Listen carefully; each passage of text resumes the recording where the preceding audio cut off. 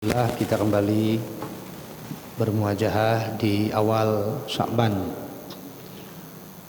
yang berarti sebentar lagi akan kita songsong 1 bulan yang dalam Quran disebutkan secara eksplisit Syahrul Ramadan, dengan segala kelebihan atau keistimewaan yang ada padanya. Jamaah, kita lanjutkan kajian mengenai tema besar satu keluarga masuk jannah. Tema kecilnya adalah bertazakar agar hati bergetar.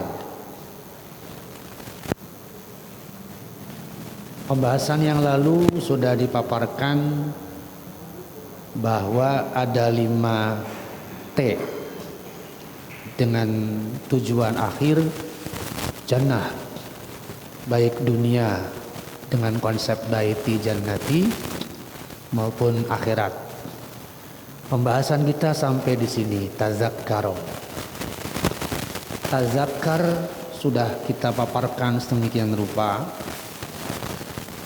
Intinya ada proses mengingat ulang, mempelajari, menggunakan secara optimal nalar kita. Dengan begitu hasil yang muncul nanti adalah hati yang bergetar atau taksha. Satu kalimat yang sangat jelas hubungan antara tazakkar yang intensif dengan hati yang bergetar itu di surat Al-Anfal. Iza zukirallahu wajilat qulubuhum. Artinya zukirallah adalah variabel sebab, wajilat qulubuhum adalah variabel akibat. Tindak lanjut dari wajilat qulubuhum atau hati bergetar adalah taat. Jadi tidak mungkin ada taat tanpa berawal dari hati yang bergetar karena takut. Tidak mungkin hati bergetar karena takut tanpa diawali oleh zikirullah. Tidak mungkin ada zikirullah tanpa diawali oleh ma'rifatullah, mengenal Allah itu siapa. Jadi proses ini simultan, Pak. Satu kaitan dengan yang lain, sulit dipisah. Nah, sekarang kita akan bergeser membahas taksha. Jadi dari tazakar akan mempelajari, menelaah apa itu taksha. Setidaknya kemarin sudah dikemukakan bahwa ayat ini menjadi salah satu dalil penting mengenai korelasi antara al-ilmu atau pemiliknya disebut ulama atau utul ilmi dengan yakhsha. Kalau para bapak dan ibu perhatikan ayat ini menggunakan kata innama, bukan inna. Padahal tidak sedikit ayat yang menggunakan kata inna. Ya, innallaha ma'al muhsinin, innallaha ma'al muttaqin. Ini enggak innama. Sama seperti yang saya katakan kemarin, surat yang berkaitan dengan memakmurkan masjid, innama ya'muru masajidallah. Kenapa tidak menggunakan inna ya'muru? Di dalam kajian tafsir itu dirinci, Pak, didalami. Mengapa menggunakan inna dan mengapa di ayat lain menggunakan innama? Karena ada penekanan, ada pengkhususan yang berbeda antara satu ayat dengan ayat yang lain ketika menggunakan huruf atau kata atau sighatul kalam yang berbeda. Jadi posisi ilmu dengan takut kepada Allah itu seperti posisi takut kepada Allah dengan memakmurkan masjid. Tidak mungkin orang memakmurkan masjid tanpa diawali oleh rasa takut hanya kepada Allah. Seperti halnya tidak mungkin ada takut kepada Allah tanpa diawali oleh pengetahuan siapa Allah itu. Nah, orang yang memahami itu namanya al-ulama. Jadi bukan majelis ulama pengertiannya, Pak. Kalau majelis ulama kan lembaga. Ulama itu orangnya, orang-orang yang berilmunya. Tetapi apakah semua orang yang berilmu pasti memunculkan yakhsyallah? Belum tentu juga. Selama ilmunya itu masih mengunggulkan rasional, tidak menempatkannya sebagai alat untuk mempelajari kebenaran. Mungkin nanti disinggung pada waktu yang lain mengenai bagaimana teori Al-Farabi atau teori Ibnu Arabi yang menyatukan bahwa ilmu itu satu sumbernya. Tidak boleh terjadi sekularisasi. Tidak boleh terjadi pembedaan. Sumbernya satu, yaitu Allah. Hanya peringkatnya, hukumnya berbeda-beda. Nanti kita coba lihat ya teori itu. Kembali ke sini. Jadi innama yakhsyallah. Sungguh orang-orang yang takut kepada Allah hanyalah gitu kira-kira. Min ibadihi, di antara hamba-hamba Allah itu hanyalah al-ulama. Jadi tidak semua hamba Allah punya rasa takut. Hamba Allah yang punya rasa takut itu adalah al-ulama, orang yang berilmu. Siapa Allah? Dijelaskan salah satunya oleh surat ini, Yasin, bahwa wa khasyar rahmana bil ghaib, yang takut kepada Ar-Rahman yang maha gaib. Gaib Allah adalah puncaknya. Bapak Ibu saya kira hafal betul ya Al-Baqarah, alladzina yu'minuna bil ghaibi. Bahkan tidak sedikit Al-Quran merinci cuma 2 puncak kegaiban itu. Yang lainnya adalah rincian Allah dan hari akhir. Makanya di dalam hadis sering kan Pak, Bu, mangkana tu'minu billah wabil. Nah cuma 2 kan.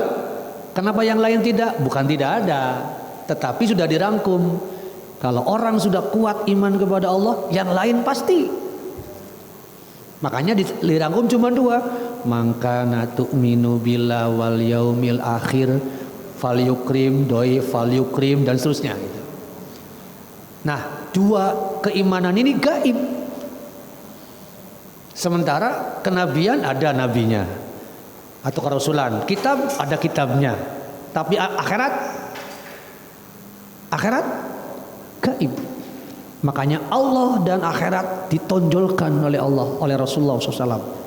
Karena itu khasyar rahmana bil ghaib. Jadi kalau kepada yang gaib saja sudah beriman demikian kuat, apalagi yang bersifat konkret, sangat mudah. Itu logikanya ya. Nah, diperkuat oleh ayat lain yang mirip kalimatnya ya. Innal ladzina yakhshawna rabbahum bil ghaib, sama di situ Al-Muluk tadi.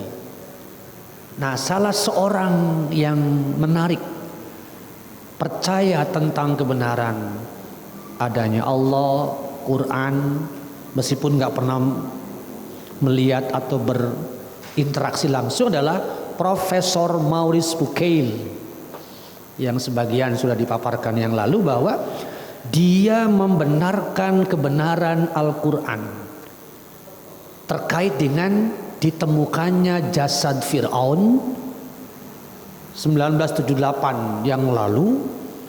Meneliti dia, membaca sedemikian rupa Bible, dia bandingkan dengan Quran, dia riset langsung tubuh Fir'aun itu karena diizinkan oleh pemerintah Mesir. Riset sedemikian intensif, dia berkesimpulan bahwa jasad Fir'aun adalah benar sesuai Quran, masuk Islam. Jadi tazakkar yang dialami oleh Maurice Bucaille menghasilkan hati yang bergetar, lalu asyhadu alla ilaha illallah. Sampai hari ini sepertinya kita belum mengalami wajilat qulubuhum, ya, biasa we gitu. Cuman coba kita lihat bagaimana menyebut Allah saat mengalami sesuatu.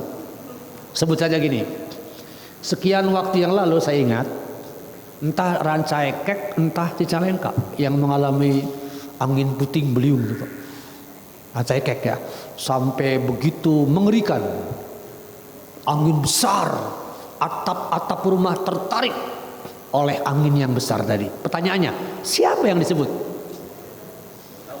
Allah dengan histeris. Allahu Akbar, la ilaha illallah, astagfirullah, Allahu Akbar. Panik nggak? Emosinya gimana waktu itu? Berdebar-debar, Allahu Akbar, ya Allah, astagfirullah. Pertanyaannya, sekarang begitu nggak?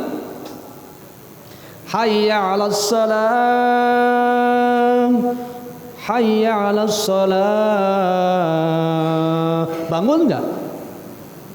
Bangun nggak? Biasa we, tenang-tenang saja bah. Tidak merasa penting. Coba kalau waktu yang sama, Allahu Akbar, Allahu Akbar. Ingat tuh. Jadi kesimpulannya, orang itu supaya ingat kepada Allah harus sering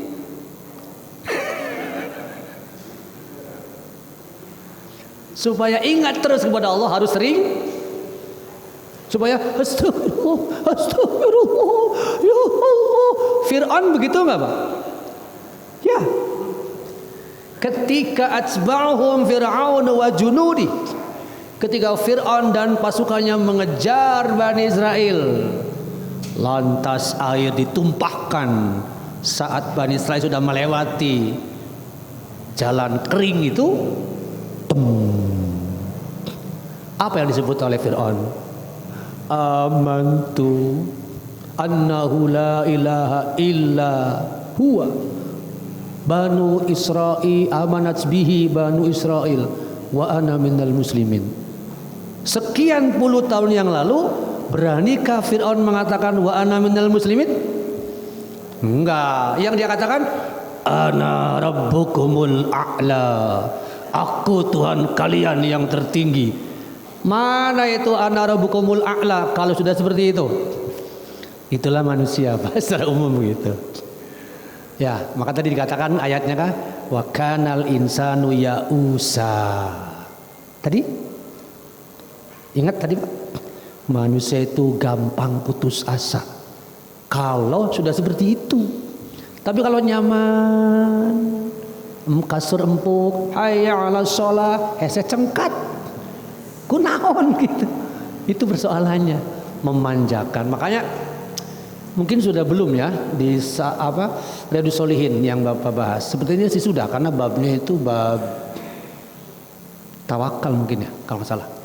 Jadi Hanzalah datang kepada Abu Bakar radhiyallahu anhu mengatakan, nafaqah Hanzalah, nafaqah Hanzalah. Kagetlah Abu Bakar radhiyallahu anhu. Kenapa? Munafik. Hanzalah sudah munafik. Kaget beliau. Kenapa kamu menyebut dirimu munafik? Begini saudaraku, bagaimana Hanzalah tidak disebut munafik? Kalau taklim dengan Rasul, surga seperti di pelupuk mata, nikmat rasanya. Kalau neraka diterangkan oleh beliau, rasanya menakutkan luar biasa, membuat hatiku semakin bergetar untuk terus mencintai Allah, taat kepada Allah, ibadah kepada Allah. Kalau sudah bergaul sama istri, sama anak, dagang, nah poho kabehnya, apa itu bukan munafik? Kata Hanzalah. Sama, saya kayak gitu gini kan.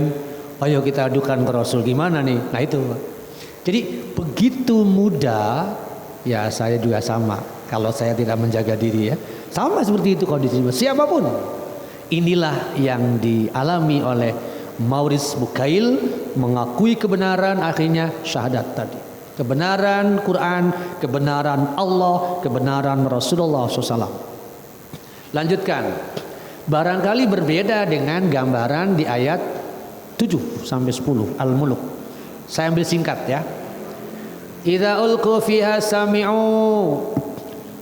ketika setiap kali dilemparkan ke dalam neraka, sami'u, akan terdengar syahiqan wa hiya tafur. Setiap kali orang dimasukkan ke dalam neraka, terdengar syahiqan wa hiya tafur. Apa itu syahiqan? Semacam rintihan. Mungkin kalau sederhananya ibu atau bapak goreng tahu yang basah sementara minyaknya panas. Apa suara yang keluar, Bu? Mirip begitu, Pak. Setiap kali ahlun nar dimasukkan, masukin lagi, terus itulah syahiqan wa hiya tafur. Namun sebelum ahli neraka itu dimasukkan, selalu ada pertanyaan. Lihat kalimatnya. Kullama ulqiya fiha. Setiap kali dilemparkan ke dalam neraka itu, faujun. Mungkin bahasa sederhananya seperti nyerowok tanda kutip ya, ngambil kacang, ces gitu. Jadi bukan satu-satu. Faujun itu biasanya menggambarkan beberapa orang gitu. Jadi pengertiannya atau seperti ibu bapak goreng udang tapi ngambilnya bukan satu-satu. Pernah Bu ya? Ambil, dapatnya berapa? Mungkin 3, mungkin 4, mungkin lebih. Karena bukan ngambilnya satu, tapi set pure langsung gitu kan? Ya, itulah syahiqan. Nah, sekelompok orang yang mau dimasukkan ke dalam neraka ini ditanya, alam ya'tikum nadhir. Kalian pernah didatangi orang yang mengingatkan enggak? Yang mengajak kalian, yang mengajari kalian kepada Allah, kepada kebenaran, kepada keyakinan tentang Allah, tentang neraka, tentang akhirat, tentang surga? Qalu bala. Ya, benar. Bala, benar.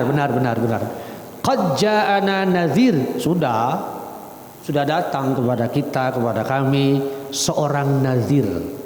Nah, Rasulullah SAW disebut sebagai nadhiron, basyiron. Banyak kan di Quran ya. Inna arsalnaka syahida wa mubashshira wa nadhira. Sudah datang? Sudah. Ja'ana. Terus fakazzabna. Itu masalahnya. Kami dustakan dia. Wa qulna ma nazzalallahu min syai'in in antum illa fi dhalalin kabir. Bahkan Quran yang diterimanya pun saya katakan alah, dusta loh, sesat loh. Itu yang kami lakukan dulu, kata mereka. Sekarang sudah di neraka. Apa jawabannya, Pak? Qalu law kunna nasma'u aw naqilu ma kunna fi ashabis sa'ir. Coba dulu ya, kalau kita mau mendengar, mau berakal, mau berpikir, menerima yang dia sampaikan, ma kunna fi ashabis sa'ir. Kita nggak mungkin jadi penghuni neraka sa'ir begini. Ada nada penyesalan nggak, Pak? Allah ya Rahman ya Rahim. Nah, gitu Pak. Lau kunna nasma'u aw naqilu. Kenapa kami nggak mau mendengar omongan orang itu ya? Tidak pernah mikir bahwa ini bakal terjadi. Ma kunna fi ashabis sa'ir. Kami pasti nggak mungkin menjadi penghuni sa'ir kalau mau mendengar dulu. Tapi kan waktu itu lebih dominan tidak mendengarnya, tidak berakalnya, atau hati yang tertutup, Pak. Hatinya yang buta. Jadi Allah menyebutnya dalam kalimat la'anahumullah fa'asammahum, gitu. Allah mengutuk mereka dalam bentuk membuat mereka tuli, membuat mereka buta. Nah, jadi para bapak, kita lihat kata-kata nakilu di sini, Pak. Apakah orang kafir Quraisy tidak berakal? Berakal kan Pak? Yang dimaksud tidak berakal adalah tidak menemukan kebenaran karena hatinya didominasi oleh kesombongan. Selalu memandang Rasulullah SAW dengan underestimate. Selalu memandang Islam itu, kalau bahasa sekarang, agamanya orang-orang miskin. Padahal di Eropa sudah mulai banyak orang-orang kaya yang masuk Islam juga. Tapi tetap saja mereka berpandangan Islam itu agama orang miskin dan seterusnya gitu ya. Nah, penggunaan nasma'u, penggunaan naqilu, mendengar atau menyimak dan berakal, itulah dimanfaatkan oleh orang-orang yang berilmu. Jadi dalam konteks inilah para bapak, kita bapak dan ibu kita semua bersyukur barangkali kehadirat Allah karena masih mau menjadi bagian dari al-ulama, dalam arti semangat mencari ilmu. Kita lihat nanti bagaimana kejujuran seorang Profesor Jeffrey Lang namanya terkait dengan ini ya, saya kutip nanti. Nah, orang yang berilmu itu katanya kalau sampai terus ada kejujuran dalam hatinya, ada kerendahan hatinya, insya Allah dia akan membangunkan dirinya menjadi bagian dari yakhsyallah. Dia akan takut kepada Allah. Sebab puncak dari keilmuan seseorang adalah menemukan rusdan atau kebenaran. Dan puncak kebenaran adalah eksistensi Allah, bahwa tidak mungkin semesta raya ini terjadi dengan sendirinya. Barangkali kasihan ya Profesor Stephen Hawking, kan sudah meninggal Pak, sudah mati. Banyak kata-kata dia yang menafikan, menegasikan, menolak keberadaan Allah sebagai Malik, sebagai Rabb. Salah satunya, Tuhan tidak berkontribusi dalam penciptaan alam. Sebab alam terjadi karena proses fisika. Bayangkan, proses alami, natural, gaya fisika, tarik menarik katanya. Masya Allahnya, saking pinternya. Itulah Stephen Hawking. Saya kira sekarang sedang terus dikekeyak ku malaikat kan di alam kuburnya, beledak lagi, diazab, disiksa lagi. Betapapun ilmunya tinggi terkait dengan astronomi, kosmologi dan sebagainya. Oh, luar biasa gitu. Para bapak hadirin rahimakumullah. Nah, innama yakhsyallah sekali lagi sama dengan Yasin tadi, dan begitu pula sama dengan Al-Muluk itu. Sekarang coba kita definisikan yang saya temukan, apa sih perbedaan khauf dengan khosyah. Al-Quran saya kira Bapak Ibu akan sering menemukan kata-kata la takhaf, tapi ada nggak kata-kata la takhsha? Pernah membaca kata itu di dalam Quran? Nggak ada. La takhsha, jangan takut, nggak ada. La takhaf banyak. La tahzan ada. Lantas apa perbedaannya? Oke. Kira-kira nih yang saya rangkum ya. Khauf, rasa takut, khawatir atau cemas yang muncul terhadap sesuatu yang dapat mencelakakan, membahayakan atau mengganggu. Itu secara umum. Karena itu khauf, Ibu ingat Al-Baqarah, walana buluwannakum bisyai'im minal, bukan minal khosyah, tapi minal khauf, bahwa takut terhadap sesuatu yang dianggap aduh ini apa-apa gitunya. Nanti gimana kalau ini nggak ada, kalau ini belum ada, aduh, itu ujian. Khauf bukan khosyah. Yang kedua, khauf berhubungan dengan kejadian yang akan datang dan tak mampu diestimasi, diprediksi kejadian yang akan datang. Dalam konteks ini apa bedanya dengan sedih? Quran sering menggunakan dua terminologi ini, sedih dan takut sering satu paket kan lu ya?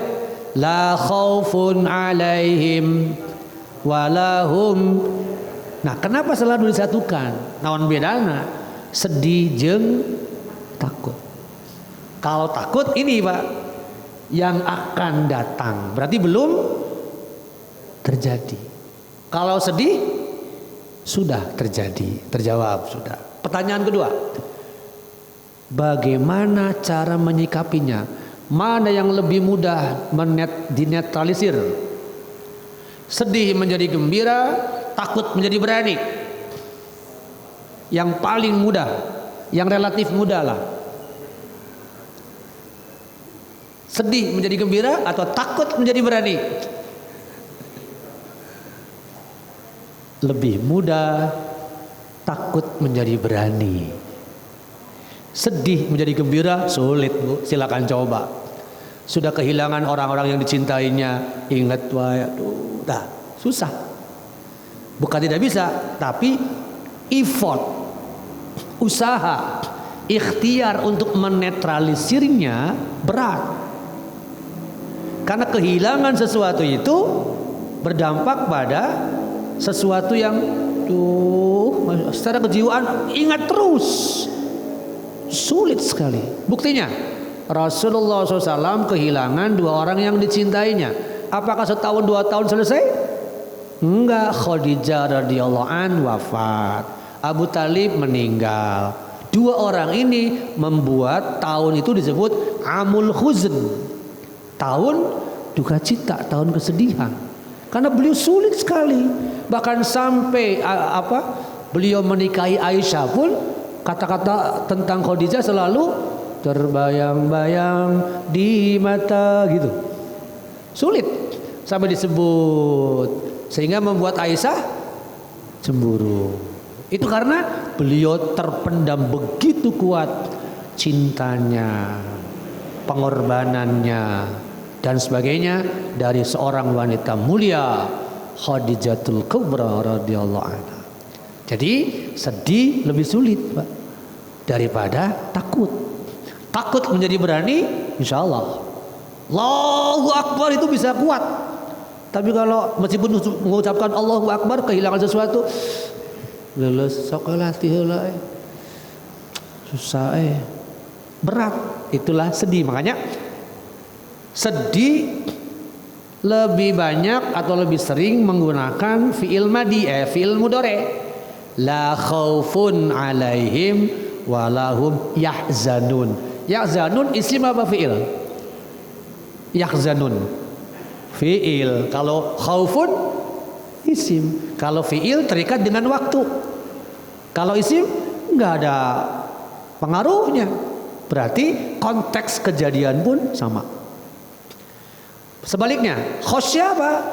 Kalau khosyah tumbuh dari pengetahuan yang benar, lurus, sempurna tentang Allah. Jadi tahu dulu siapa Allah, bagaimana karakternya, sifatullah itu apa dan sebagainya. Kuat di situ muncullah khosyah. Karena yakin, kokoh, mantap, innama yakhsyallah. Itu perbedaannya Pak. Karenanya kalau dikatakan khosyah lebih tinggi, lebih kuat daripada khauf.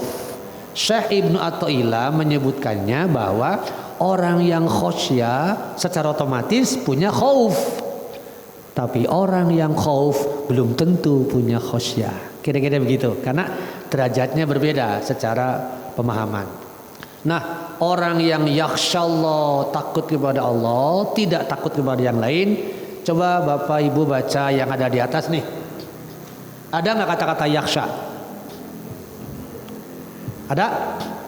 Walam yakhsha illallah. Berarti orang yang menjadi bagian dari ahli masjid harus punya itu.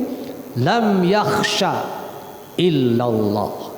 Berarti ketika takut nggak punya uang, salah. Kembalikan saja kepada Allah. Tidak ada takut kepada apapun. Yakhsha illallah gitu. Itu syarat dari aktivis masjid, syarat dari para pemakmur masjid. Kekuatannya dari situ. Lam yakhsha illallah. Posisi khosyah lebih khusus atau lebih tinggi daripada posisi khauf. Karena khosyah dilandasi, dibungkus oleh makrifah. yang utuh, sempurna, dan mendorong seseorang selalu mendekatinya, menaatinya. Maka tadi lam yakhsha illallah. Menurut Raghib Al-Asfahani, khasyah itu merupakan bentuk rasa takut yang disertai oleh penghormatan, at-tahiyyah. Jadi khasyahnya kuat, at-tahiyyahnya kuat. Takzim, khasyah kuat, pengagungannya juga kuat. Itu khasyah. Sehingga menempatkan selain Allah tidak ada apa-apanya. Memang tidak mudah, tapi marilah sama-sama kita terus berproses diri, karena inti dari proses pembelajaran ibadah kita ini adalah bagaimana memperkuat khasyah. Kalau khasyah, takhsyanya kuat, pasti taatnya insya Allah terjaga. Jadi taat itu bagaimana khasyah dulu. Taat nggak usah proses, otomatis Pak. Ketika khosyahnya akan kuat, insya Allah taatnya juga sama. Sebaliknya khosyah otomatis juga ketika proses tazakarnya jalan. Berarti tanpa tazakar nggak mungkin ada khosyah. Tazakar itu kan berarti tadi ya, belajar, berpikir, mendalami apa firman Allah, apa sunnah Rasul, siapa Allah, itu tazakarnya. Ada korelasi dalam bahasa penelitian, ada korelasi linier, bersambungan, garis lurus antara ma'rifatullah dengan khasyah. Semakin kuat ma'rifatullahnya karena terus mempelajari tadzakar tadi, maka semakin kuat pula khasyahnya kepada Allah. Begitu pula sebaliknya, ya. Jadi ma'rifatullah menjadi penting. Gambaran tentang sifat Allah seperti apa. Sekarang coba kita lihat Profesor Jeffrey Lang, matematikawan yang senantiasa berpikirnya logis, berbasis fakta. Orang-orang eksak kan begitu kan Pak? Cara berpikirnya fakta. Nggak percaya kalau nggak ada fakta. Kalau dalam bahasa filsafat, berbasis fakta itu sama dengan empiris. Alirannya empiris atau juga rasionalis. Meskipun beda-beda ya. Kalau rasionalis sekedar menggambarkan sesuatu masuk akal dulu. Tapi kalau empiris ada buktinya dulu yang bersifat fisik. Nah, fakta itu matematikawan pasti fakta. Nggak masuk akal, nggak diterima. Gitu. Kita lihat kata-katanya. Begini, kadang aku frustasi sangat ingin mencari sesuatu, tapi tidak mendapatkan jawaban yang konkret. Dengan Islam semuanya menjadi rasional, masuk akal dan mudah dicerna. Dia bilang masuk Islam itu satu, rasional, masuk akal, mudah dicerna. Apanya? Segalanya. Konsep tauhid mudah dicerna, ajarannya mudah dicerna. Selama, syaratnya apa? Hilangkan prasangka. Selama ada prasangka, maka kemudahan Islam sulit masuk ke dalam dirinya. Sebuah contoh begini, prasangka bisa berkaitan dengan dunia, bisa berkaitan dengan apapun, pokoknya ada prasangka aja. Atau suuzon yang lebih dikenal ya, suuzon namanya. Contoh, seseorang anaknya masuk Islam. Ini peristiwanya sudah cukup lama sebetulnya, masuk Islam. Kebetulan anak muda yang masuk Islam ini orang tuanya pendeta, meskipun tidak tenar, tapi pendeta di sebuah kota kecil. Nah, ketika dia masuk Islam, bertanyalah kepada orang tuanya, ayahnya, "Papa, saya mau masuk Islam. Boleh?" "Boleh. Silakan. Tapi papa pesan kamu harus konsekuen dengan keislaman." Jadi terbuka sebetulnya, Pak. Terbuka. Islam itu agama yang bagus, baik, bla bla bla, diterangkan semua.